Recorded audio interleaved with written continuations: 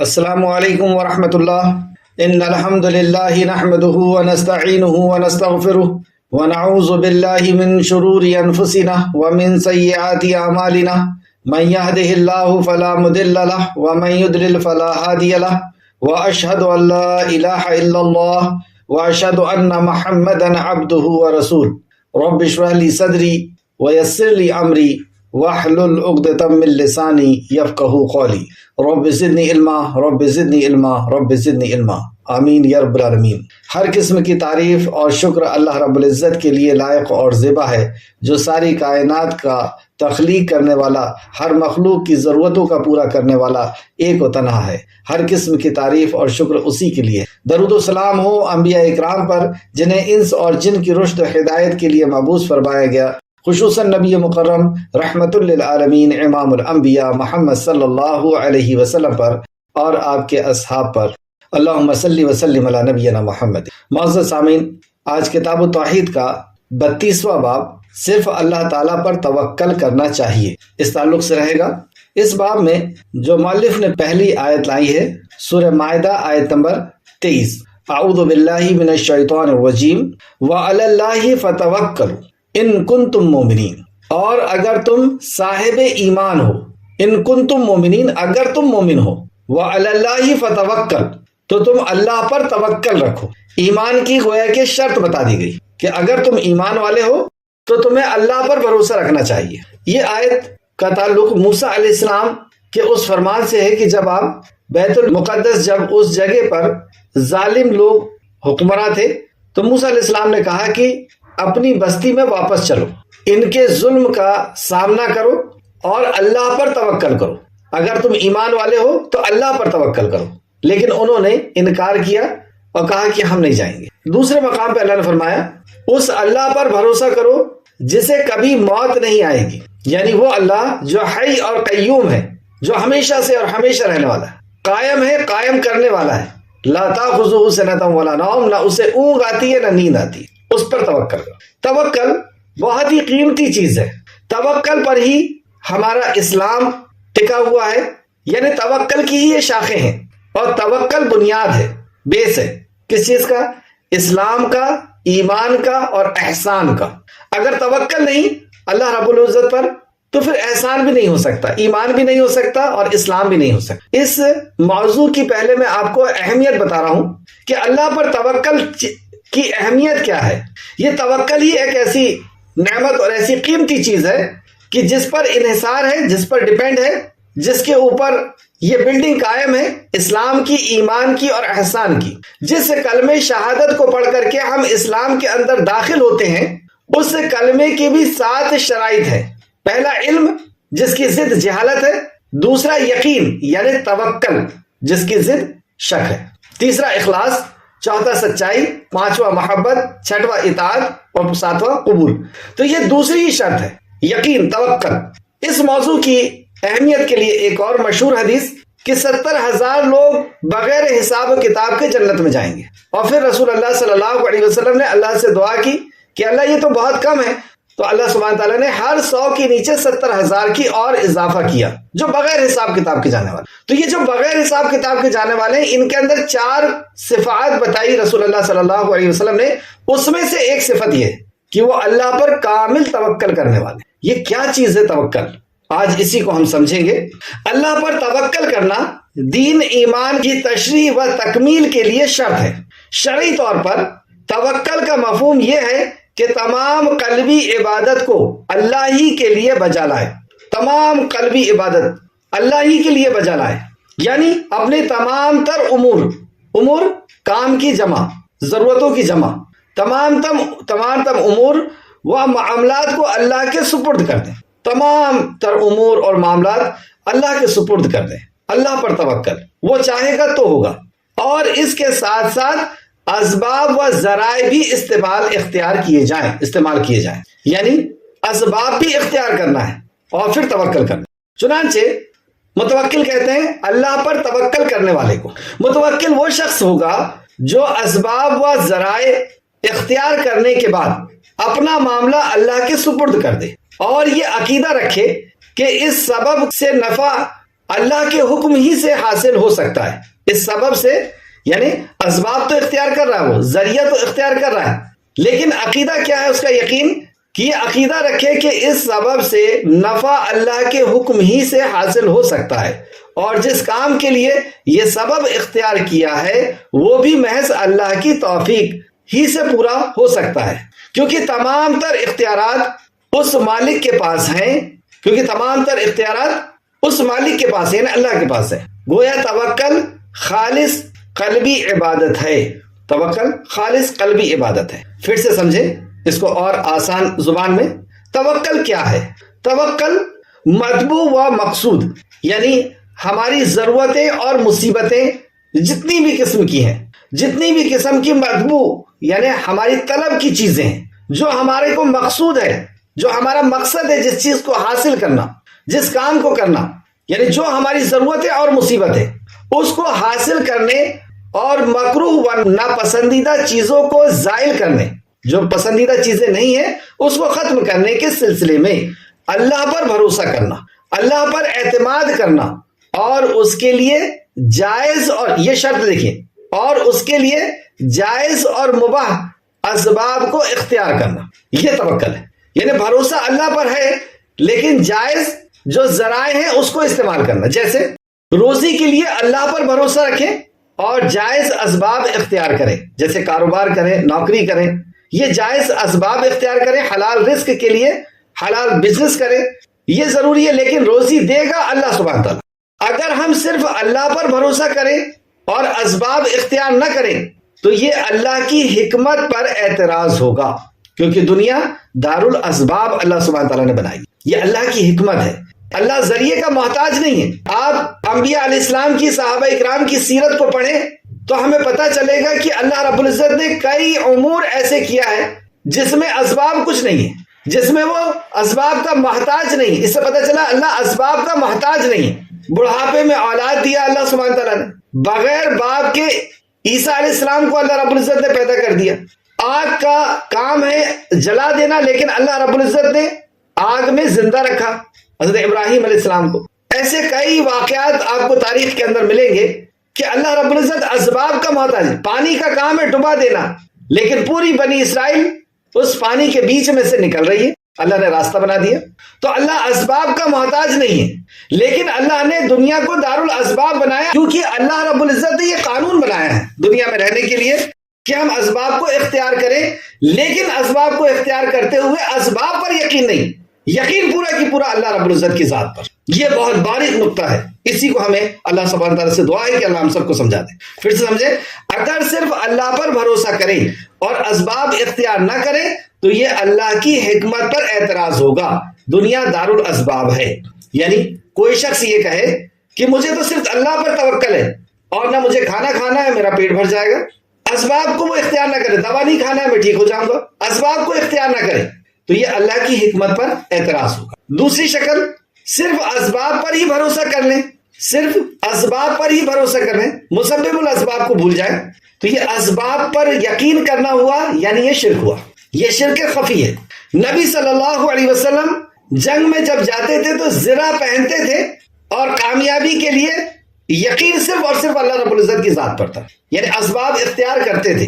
تلواریں ساتھ میں ہوا کرتی تھی، جنگی سامان ساتھ میں ہوا کرتا تھا، جنگجو لوگ ساتھ میں ہوا کرتے تھے، لیکن یقین اللہ رب العزت کی ذات پہ کہ وہ چاہے گا تو کامیابی ہوگی. سفر میں جاتے ہوئے ذات راہ رکھتے تھے.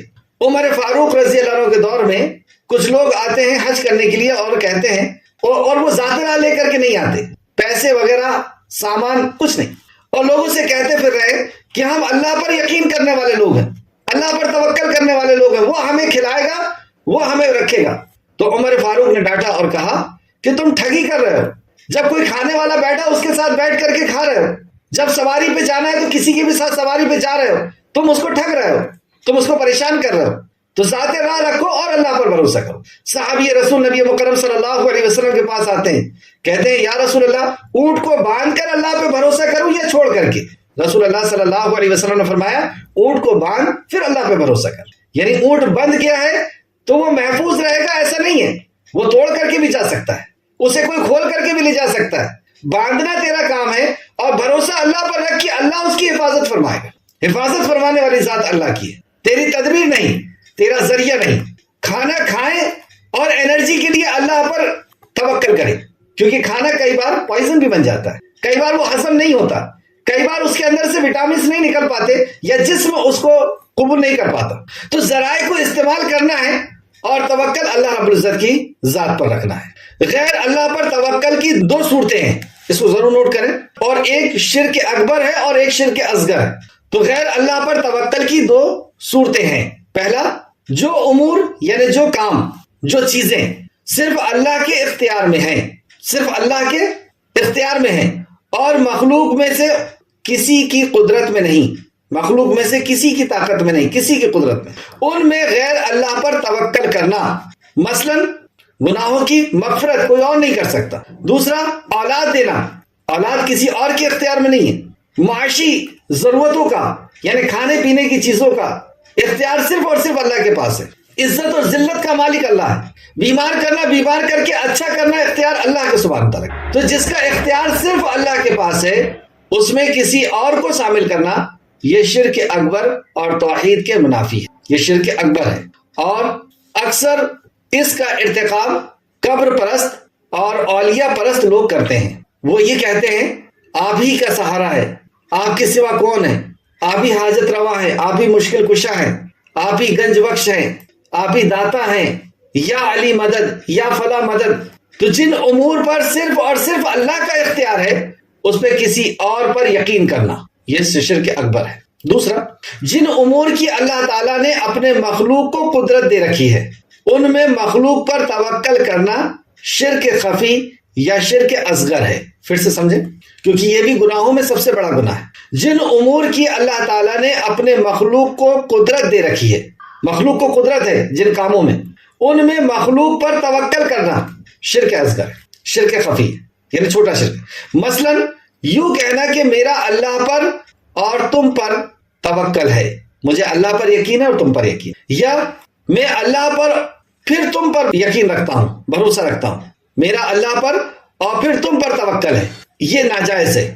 اب اس پوائنٹ کو نوٹ کریں، اس لیے کہ توکل کا تعلق مخلوق کے ساتھ ہے ہی نہیں، اس لیے کہ توکل کا تعلق مخلوق کے ساتھ ہے ہی نہیں، کیونکہ جیسا کہ پہلے ذکر کیا جا چکا ہے، توکل کا مفہوم یہ ہے کہ اپنے امور یعنی اپنے کاموں میں اور معاملات کو اس اللہ کی سپرد کرنا جس کے قبضے اختیار میں سارے امور ہیں۔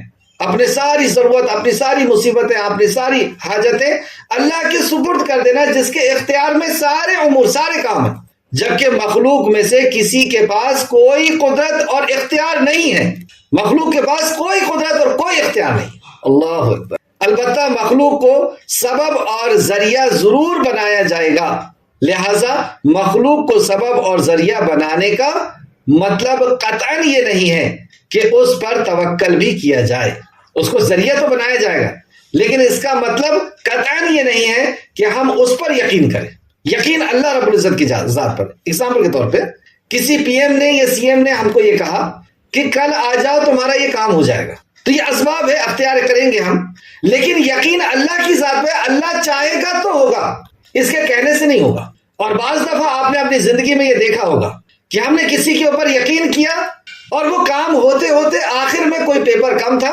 آخر میں کوئی وجہ آ گئی اور وہ کام نہیں ہوا۔ ہم نے یقین اسی کے اوپر کیا ہوا تھا، اس اسباب کے اوپر ہم پورا ڈیپینڈ ہو گئے تھے کہ یہ شخص تو ہمارا کام کر دے گا، یہ مشین تو ہمارا کام کر دے گی، یہ فلاں تو ہمارا کام ہو کر کے رہے گا اس سے۔ یہاں پر ہم نے اپنے ایمان کو اس اسباب کے اوپر ٹکا دیا اور پھر نہیں ہوا تو ہم ڈپریشن میں آ گئے، اس کے اوپر غصہ کرنے لگے، اس کے اوپر برسنے لگے، جبکہ ہمارا پہلے سے ہی یہ عقیدہ ہونا چاہیے کہ یہ صرف اسباب ہے، میرا خالق اگر چاہے گا تو ہوگا، میرا رب اگر چاہے گا تو ہوگا، اس کو میں نے اختیار کیا ہوں کیونکہ اس نے حکم دیا ہے، وہ اس ذریعے کا بھی محتاج نہیں ہے، کرنا تو اسے ہے، وہ چاہے گا تو ہوگا۔ کھانا تھوڑا سا کھائیں، اگر وہ چاہے گا تو اس میں پوری انرجی دے گا، اگر ہم بہت اچھی چیز بھی کھا لیں اور اگر وہ نہیں چاہے گا تو اسے بھی پوائزن بنا دے گا۔ یہ بہت بہت باریک چیز ہے، اللہ مجھے اور ہم سب کو اس پر ہمیں یقین کرنے کی، یہ ہے وہ توکل کہ مومن تو صرف اللہ پر توکل کرتے، اسباب کو اختیار ضرور کرتے ہیں لیکن اسباب ہی ان کا سب کچھ نہیں ہوتا، کہ اسباب ہوگا تو ہی ہوگا۔ اب آیت کو پھر سے دیکھیں، وَعَلَى اللَّهِ فَتَوَكَّلُوا، بس اللہ ہی پر بھروسہ کرو، ان کنتم مومنین، اگر تم مومن ہو۔ یہ شرط لگا دی کہ اگر تم مومن ہو تو بھروسہ تمہیں صرف اور صرف اللہ رب العزت کی ذات پر ہونا چاہیے۔ ان امور میں، جس امور میں صرف اللہ قادر ہے، اس میں تو اللہ پر بھروسہ ہے ہی ہمارا، کہ اولاد کوئی اور نہیں دے سکتا، بارش کوئی اور نہیں برسا سکتا، زمین میں سے غلے کوئی اور نکال کر کے نہیں دے سکتا، زندگی اور موت کا مالک کوئی اور نہیں، عزت اور ذلت کا مالک کوئی اور نہیں، اس میں تو ہے ہی اللہ پر بھروسہ۔ لیکن جن کاموں کے لیے ہم اسباب کو اختیار کر رہے ہیں، اس اسباب کے اندر بھی طاقت نہیں کہ میرا اس کام کو کر دے، اس میں بھی میرا رب اگر چاہے گا تو وہ کام ہوگا ورنہ نہیں ہوگا۔ بیٹا ہے وہ کما کر کے کھلا رہا ہے، ایسا نہیں ہے، وہ صرف اسباب ہے، وہ نہیں بھی رہے گا تو بھی میرا رب مجھے کھلائے گا، شوہر نہیں بھی رہے گا تو بھی میرا رب مجھے کھلائے گا، نوکری نہیں رہے گی، دکان جل جائے گی، ختم ہو جائے گی تو بھی میرا رب مجھے کھلائے گا۔ کیسی پازیٹیو انرجی ہے، کیسا سکون اور اطمینان دیتی ہے یہ توحید، کہ میں کس حال میں بھی رہوں، کہیں پر بھی رہوں، کیسا بھی رہوں، میرا رب میرے ساتھ ہے، مجھے اس پر توکل ہے، وہ میری ضرورتوں کو پورا کرنے والا ہے، وہ میری مصیبتوں کا دور کرنے والا ہے۔ جب ایسا یقین ہو جائے گا تو پھر ویسے ہی معاملے بھی ہوں گے جیسے ابراہیم علیہ السلام آگ میں جا رہے ہیں اور کیا کہہ رہے ہیں، آگے انشاءاللہ تعالی آیت آئے گی، اس آیت کو پھر سمجھے، وَعَلَى اللَّهِ فَتَوَكَّلُوا، بس اللہ ہی پر بھروسہ کرو، ان کنتم مومنین، اگر تم مومن ہو۔ یعنی سامنے لشکر ہے، بہت بڑی طاقت ہے جس نے مسجد اقصی کے اوپر قبضہ کر لیا ہے، اور موسیٰ علیہ السلام کہہ رہے ہیں چلو تمہیں اللہ کامیاب کرے گا، یہ زمین تمہاری ہے۔ تو انہیں کیا چاہیے تھا بنی اسرائیل پر، کہ نبی کی بات پر یقین کرتے، اللہ کی ذات پر بھروسہ کرتے، لیکن وہ سامنے جو اسباب دکھ رہے ہیں اس سے ڈر رہے ہیں کہ یہ ہمیں ختم کر دیں گے، یہ ہماری جان لے لیں گے، یہ بہت بڑی طاقت ہے، ہم نہیں لڑ سکتے ان سے، اے موسیٰ تو اور تیرا رب جان لڑ لے، ہم نہیں لڑ سکتے۔ تو اللہ رب العزت نے ذلت اور مسکنت ان کے اوپر ڈال دی، اور صحرا میں 40 سال تک پڑے رہے، اس جنگل میں گھومتے رہے۔ اللہ نے دوسرے مقام فرمایا اس اللہ پر بھروسہ کرو جسے کبھی موت نہیں، وہ رب ہے تمہارا جو تمہیں دیکھ رہا ہے، جان رہا ہے، سن رہا ہے، تمہاری ہر ضرورتوں کو بغیر مانگے جس رب نے تمہیں دیا ہے، اس رب پر توکل۔ تو اس آیت میں اللہ پر توکل کو ایمان کے لیے شرط بنایا گیا ہے، یہ ایمان کی شرط ہے کہ اگر تم ایمان والے ہو سبحان اللہ تو تمہیں اللہ پر بھروسہ ہونا چاہیے۔ اس تعلق سے ایک دوسری آیت سورہ انفال آیت نمبر 2، اس آیت میں 3 صفت مومنوں کی بتائی گئی۔ صحیح معنوں میں اہل ایمان تو وہ ہیں، انما المؤمنین الذین، صحیح معنوں میں ایمان والے تو وہ ہیں جن کے دل، وجلت قلوبہم، جن کے دل اللہ کے ذکر سے لرز جاتے ہیں، ڈر جاتے ہیں۔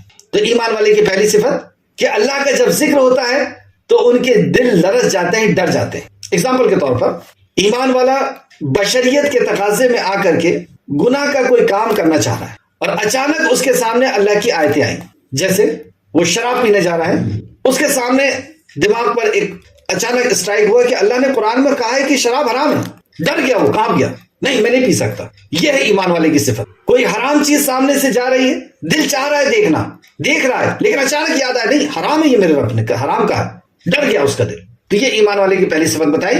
صحیح معنوں میں اہل ایمان وہ ہیں جن کے دل اللہ کے ذکر سے لرز جاتے ہیں، اور جب ان کے سامنے اللہ کی آیتیں تلاوت کی جاتی ہیں تو ان کے ایمان میں اضافہ ہوتا ہے۔ اس سے پتہ چلا کہ ایمان گھٹتا بھی ہے اور بڑھتا بھی ہے، کیونکہ اضافہ ہوتا کہا جا رہا ہے۔ تو اضافہ ایمان میں کس سے ہوتا ہے؟ اور ایمان بہت قیمتی شے ہے، ولی الذین آمنوا کہا اللہ نے کہ ایمان والا میرا دوست ہے۔ تو ایمان کیسا بڑھتا ہے؟ اللہ کے کلام کو سن کر۔ آیت کو پہلے جو صفت بتائی گئی، صحیح معنوں میں اہل ایمان وہ ہے جن کے دل اللہ کے ذکر سے ڈر جاتے ہیں۔ امام سیوطی رحمۃ اللہ علیہ فرماتے ہیں کہ کوئی شخص معصیت کا ارادہ کرتا ہے، مطلب گناہ کا ارادہ کرتا ہے، اور کوئی شخص یہ کہے اتق اللہ، اللہ سے ڈرو، کیا کر رہے ہو، تو وہ ڈر جاتا ہے، رک جاتا ہے، وہ مومن ہے۔ یا تو اس سے خود سے یاد آ گئی، یا کسی نے کہہ دیا، کوئی شراب پی رہا ہے، کسی نے کہہ دیا اتق اللہ، اللہ سے ڈر۔ کوئی غیر محرم عورت کے اوپر وہ اس نے ہاتھ ڈالا اور اس عورت نے کہہ دی اتق اللہ، اللہ سے ڈر گیا ہو، یہ مومن ہے، یہ مومن کی پہچان ہے، یہ سچا مومن۔ دوسری صفت جو بتائی، جب ان کے سامنے اللہ کی آیتوں کی تلاوت کی جاتی تو ان کے ایمان میں اضافہ ہو جاتا ہے۔ عمیر بن حبیب رضی اللہ عنہ، یہ صحابی رسول ہیں، آپ فرماتے ہیں ایمان گھٹتا بھی ہے اور بڑھتا بھی ہے۔ کسی نے پوچھا کہ کیسے بڑھتا ہے اور کیسے گھٹتا ہے؟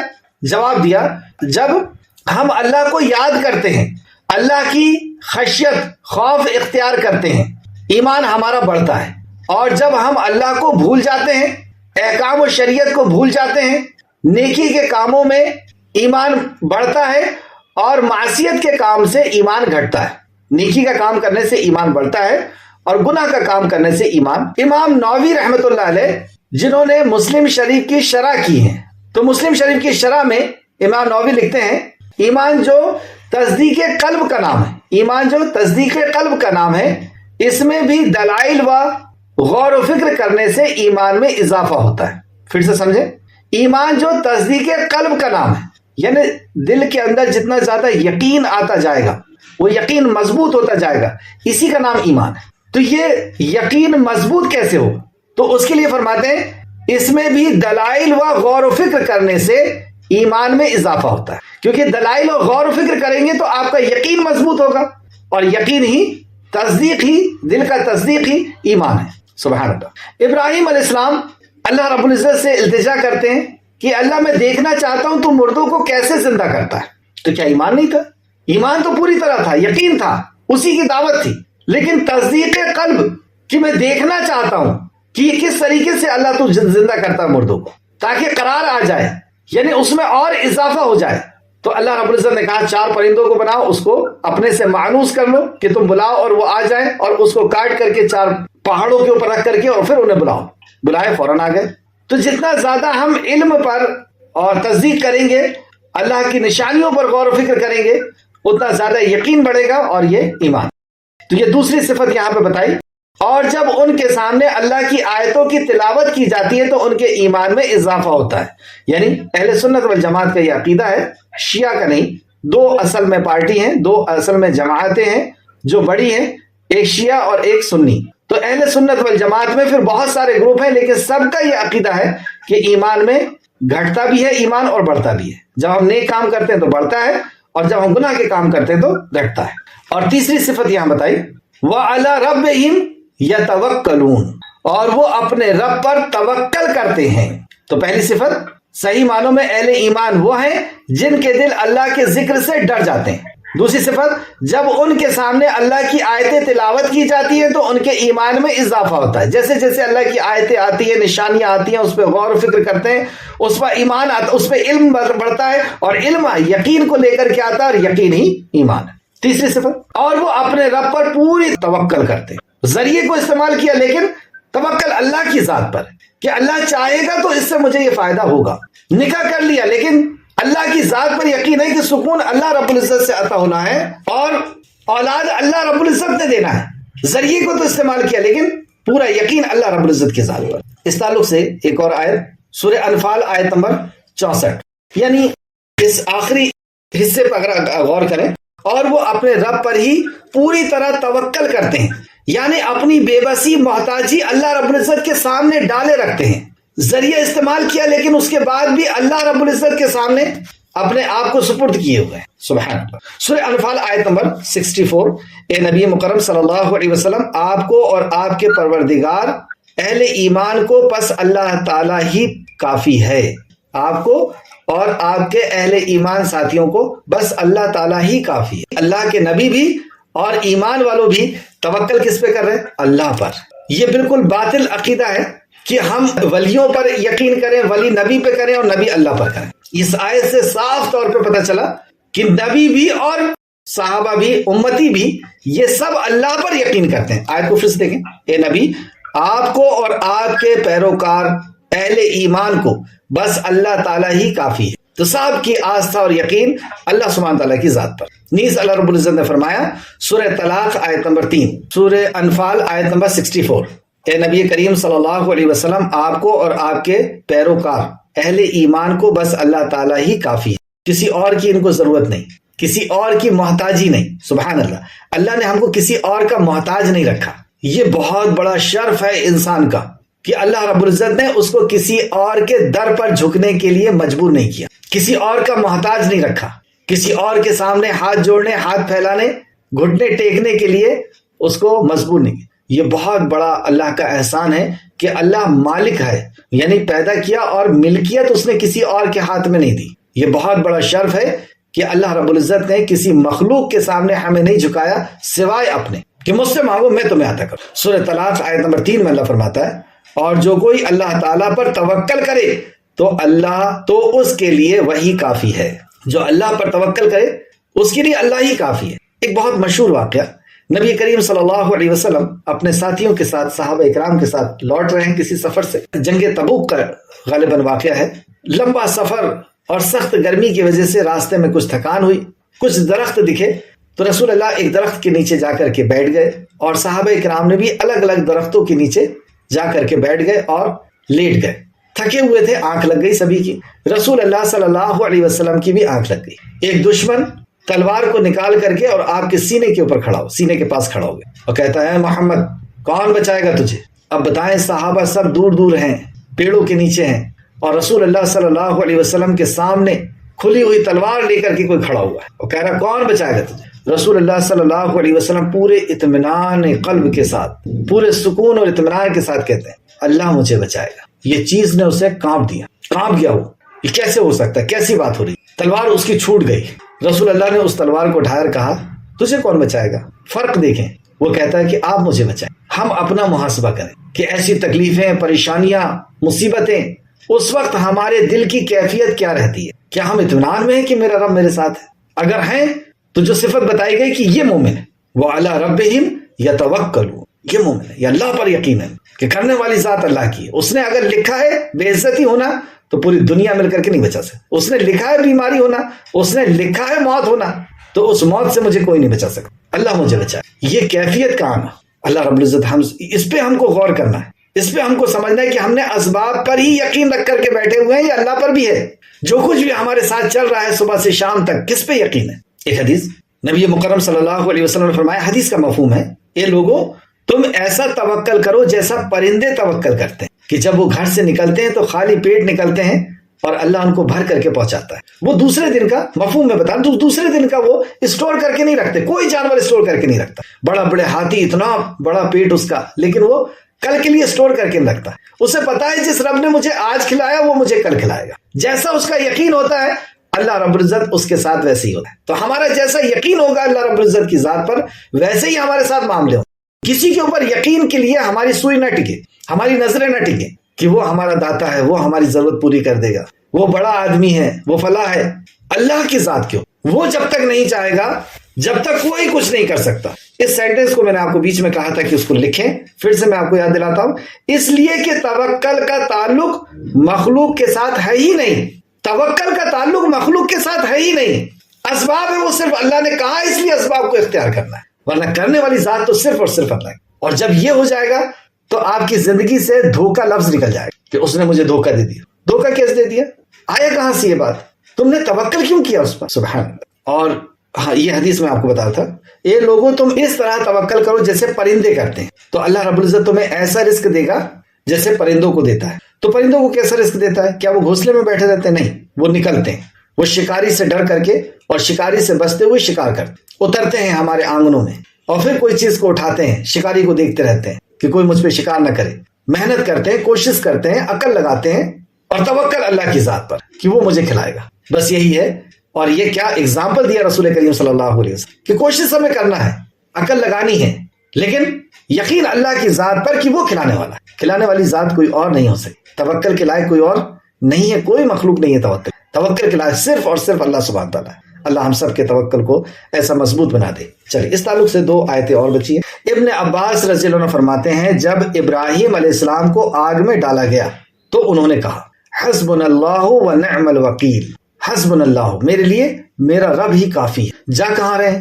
آگ میں۔ آگ کا کام کیا ہے؟ جلا دینا۔ بھروسہ کس کے اوپر ہے؟ اسباب پر نہیں۔ اب بچنے کے لیے کوئی طاقت نہیں ہے، نکلنے کا کوئی راستہ نہیں ہے، اور نکلنے کا ایک ہی راستہ ہے، وہ ہے کفر، اور کفر کر نہیں سکتے، شرک کر نہیں سکتے، کیونکہ جان چکے ہیں اللہ کو، اللہ کی معرفت حاصل ہو چکی ہے، اللہ سے محبت ہے، اللہ کے ساتھ غداری ہو نہیں سکتی۔ یہ تو اپنے آپ کے ساتھ غداری ہے، اللہ کے ساتھ کیا کرے گا انسان؟ اپنے آپ کو تباہ کرنا ہے، شرک تو ہو نہیں سکتا، اور قوم کا یہی مطالبہ تھا کہ شرک کر، باپ کا یہی مطالبہ تھا کہ شرک کر، لیکن ابراہیم علیہ السلام نے اس کا انکار کیا، اور ان بتوں کے اندر کوئی طاقت نہیں ہے یہ بتانے کے لیے انہیں توڑ دیا۔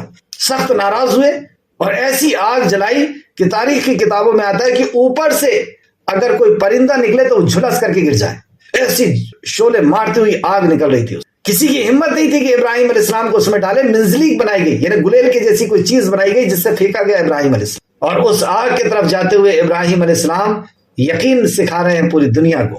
یہ ہے خلیل. ہمیں اللہ ہی کافی ہے اور وہ بہترین کارساز. میرے لیے اللہ ہی کافی ہے. کیسی بڑی سے بڑی مصیبت آ جائے. نبی مکرم صلی اللہ علیہ وسلم جب جنگ سے لوٹے تو لوگوں نے اعلان کیا کہ ابو سفیان کا قافلہ پلٹ کر کے آ رہا ہے. اس ٹائم ابو سفیان اسلام میں نہیں آئے تھے. تو رسول اللہ صلی اللہ علیہ وسلم نے بھی اسی کلمات کو دہرائے تھے. یعنی معلوم ہوا کہ دو عظیم الشان نبی اللہ کے خلیل مصیبت کے وقت اللہ ہی کو اپنا کارساز بنا اور اس کلمات کو دہرایا حسبنا اللہ و نعم الوکیل کہ ہمیں اللہ ہی کافی ہے اور وہ بہترین کارساز. جب یہ زخمی صحابہ پھر سے باہر نکلے اور ابو سفیان کا پیچھا کرنے کے لیے مدینہ کے کناروں پہ پہنچے تو ان لوگوں نے ان کو سن کر کے کہ وہ آ رہے ہیں ڈر کے مارے بھاگ گئے. کس نے مدد کی؟ اللہ سبحانہ. ابراہیم علیہ السلام آگ میں چلے گئے. آگ کا کام جلانا ہے لیکن اللہ رب العزت کے حکم کی ہر چیز محتاج. ہر مخلوق اللہ کی حکم کی محتاج. اللہ نے آگ کو حکم دے دیا کہ ابراہیم کے لیے سلامتی والی ہو جا. ٹھنڈی ہو جا نہیں کہا کہ ٹھنڈی سے پریشانی ہو. سلامتی والی ہو جا یعنی نہ انہیں ٹھنڈ لگے نہ گرمی لگے. اور دنیا نے معجزہ دیکھا کہ جب آگ ٹھنڈی ہوئی لوگوں کی نظر میں اور ابراہیم علیہ السلام ویسے کی ویسے اس آگ میں سے نکل رہے ہیں. لوگوں نے دیکھا اس بڑے معجزے کو کہ ہم جسے ضرورت کا پورا کرنے والا مصیبت کا دور کرنے والا سمجھتے تھے ابراہیم نے اسے اپنے ہاتھوں سے توڑ دیا. یہ اپنی حفاظت نہ کر سکے ہماری حفاظت کیا کرتے. اور ابراہیم کے رب نے اس کو اس بھڑکتی ہوئی آگ سے نکال دیا اور ابراہیم کے جسم کے اوپر اس کی داغ بھی نہیں لگا. اتنا بڑا معجزہ دیکھنے کے بعد بھی ایمان نہیں لائے. ایمان بہت قیمتی شے ہے. اللہ رب العزت جسے عطا فرماتا ہے. جو طلبگار ہوتا ہے جو جھکتا ہے جو چاہتا ہے اللہ اس کو دیتا ہے ایمان. صرف ایک بندہ لوط علیہ السلام جو آپ کے خاندان سے ایمان لاتے ہیں اور یہ دو لوگ نکل کر کے پھر ہجرت کرتے ہیں اس علاقے سے چلے جاتے ہیں. تو بہرحال یہاں پر دو اولو العزم پیغمبر جن کو اللہ نے اپنا خلیل کہا ان کے بڑی سے بڑی مصیبت کے سامنے بھی توکل اللہ رب العزت کی ذات پر کیسا ہونا چاہیے ان انبیاء علیہ السلام نے وہ سکھایا ہمیں کہ پورا توکل اللہ رب العزت کی ذات. اسباب کو اختیار ضرور کرنا ہے. اس طرح سورہ آل عمران آیت نمبر 173 ہمیں اللہ ہی کافی ہے اور وہ بہترین کارساز. حسبنا اللہ و نعم الوکیل. ہمیں اللہ ہی کافی ہے اور وہ بہترین کارساز ہے. اس بحث سے یہ پوری جو باب ہم نے پڑھا اس بحث سے واضح ہوا کہ اللہ تعالیٰ پر توکل کرنا اور بھروسہ رکھنا دین کا فریضہ ہے. یعنی دین کی اصل ہے یہ دین کی بنیاد ہے صرف اللہ رب العزت پر توکل کرنا. آخر میں اللہ رب العزت سے دعا ہے کہ خالق مالک ہم تجھ سے تیرے توکل کا سوال کرتے ہیں. اے اللہ ہمیں تیری صحیح طور پہ معرفت عطا فرما. تیری ذات کا ہمیں علم عطا فرما. تیری صفات کا ہمیں علم عطا فرما. تیری عبادت کا ہمیں علم عطا فرما. شرک کے ہر دروازوں کو ہمیں بتا دے. شرک کے ہر علم کو ہمیں دے دے تاکہ ہم اس سے بچ سکیں. اے اللہ ہمیں یقین دے اس علم پر ہمیں یقین دے توکل دے. اے اللہ تیری ذات پر پوری طرح جیسا تو چاہتا ہے ویسا توکل ہمیں عطا فرما. اے اللہ ہمیں اخلاص دے دے. تیرے دین کے تعلق سے تیرے کلمے کے تعلق سے تیری توحید کے تعلق سے اخلاص عطا فرما دے. اے اللہ ہمیں سچائی کے ساتھ صدق دل کے ساتھ اس کو قبول کرنے والا بنا دے. اے اللہ اس توحید سے ہمیں محبت عطا فرما دے. اے اللہ ہم تجھ سے تیری محبت کا سوال کر. اے اللہ ہمیں تیری اطاعت کی توفیق عطا فرما دے. اے اللہ ہمیں تیری اطاعت کی توفیق عطا فرما. اے اللہ اس دین کو قبول کرنے کی ہمیں توفیق. اے اللہ اس دین کو جیسا اس کا حق ہے ویسے قبول کرنے کی توفیق. آمین یا رب العالمین. اللہم صلی علی محمد وعلی آل محمد کما صلیت علی ابراہیم وعلی آل ابراہیم انک حمید مجید. اللہم بارک علی محمد وعلی آل محمد کما بارکت علی ابراہیم وعلی آل ابراہیم انک حمید مجید. آمین یا رب العالمین. السلام علیکم ورحمۃ اللہ وبرکاتہ.